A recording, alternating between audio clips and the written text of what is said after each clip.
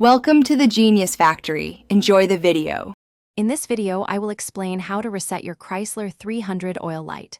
First, let's cover the accelerator pedal method, often used for earlier models. Begin by ensuring your vehicle is safely in the park position. Next, turn the ignition to the run position. Remember, do not start the engine.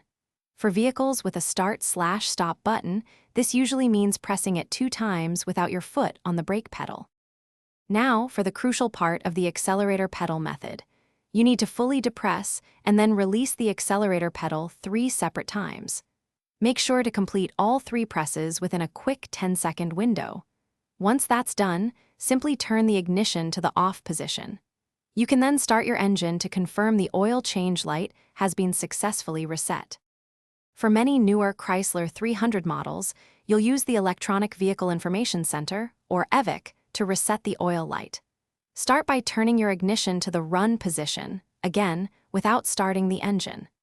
Next, locate the arrow buttons on your steering wheel.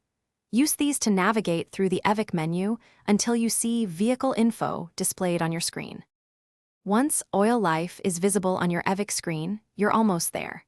Now, press and hold the OK button, typically found on your steering wheel. Continue holding it until the oil life percentage on your display resets to 100%. Finally, turn the ignition to the off position. You can then restart your engine to confirm the oil change reminder has been successfully cleared. Thanks for watching. If you found this helpful, don't forget to like and subscribe.